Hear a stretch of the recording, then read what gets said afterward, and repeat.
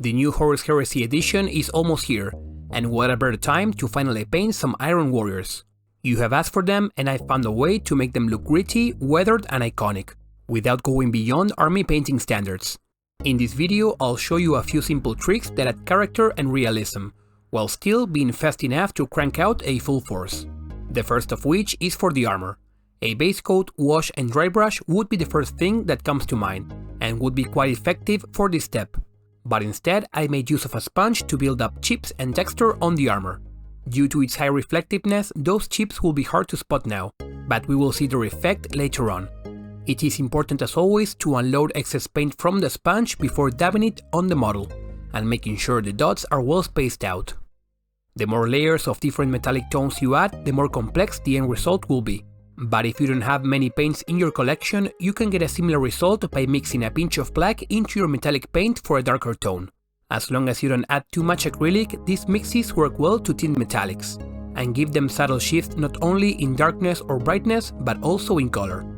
Now to bring out definition, I'm going to use a black oil wash.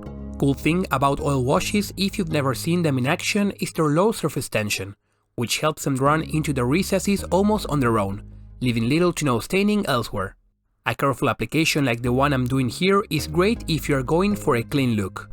But as you may imagine, that won't be the case for this video, as I'll apply the wash over all of the armor. Still, most of the paint will naturally find its way into the recesses. If you want to learn more about oil washes, my masterclass link in the description is the best place to go, where I cover the basics as well as both the do's and don'ts.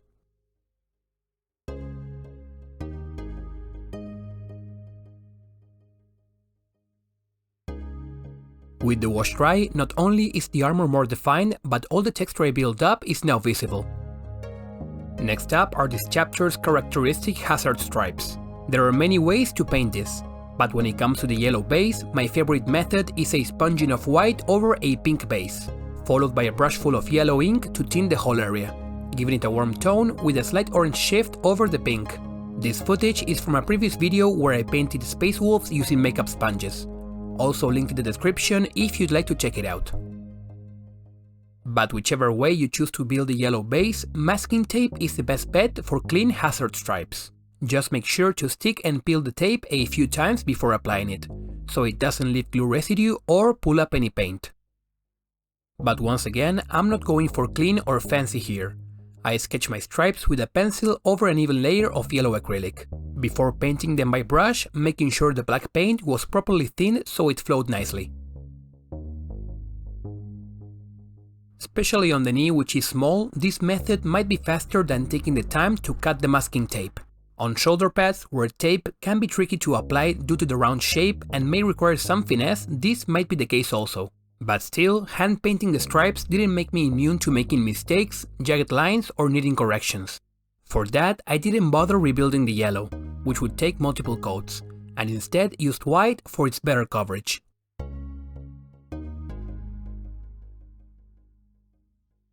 Once the stripes looked good enough, remember these are gaming models and not display pieces, I went back with the sponge and added light speckles of both black and white to maintain the weathered look.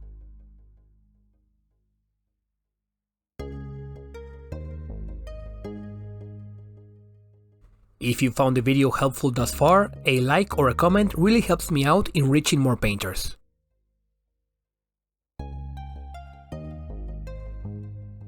Finally, a brush full of yellow ink tints the white without affecting the black too much.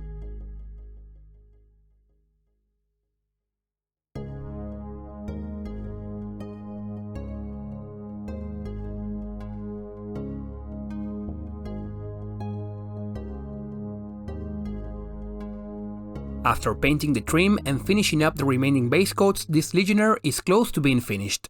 Next thing to address is the disparity between the armor, rich with detail and definition, and everything else, which is still flat. For this, I'll use a brown oil wash. Same process as before, and I'll apply it over the brass and hazard stripes. This will dirty them up and match the darkened tone the black wash gave the armor.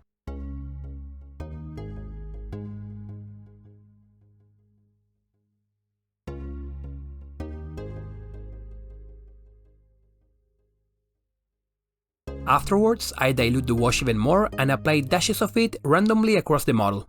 This isn't necessarily to create rust or grime, but rather to help tie the shadows of the armor together with the rest of the model, and also add some chromatic interest to what was until now mostly black and metal.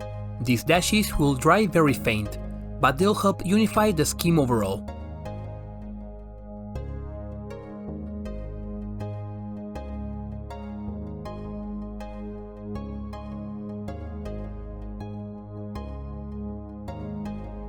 One final detail with a small lesson in painting is the plasma pistol.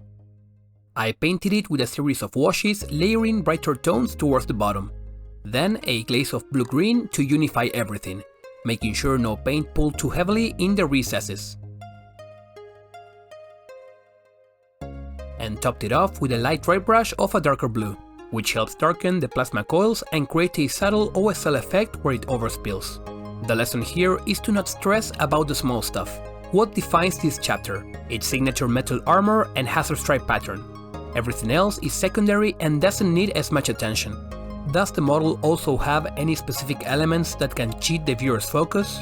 Yes, a plasma pistol with a hint of OSL which draws the eye. Between that, the hazard stripes, and the detailed armor base, there is no reason to stress about pouches, armor joints or backpacks.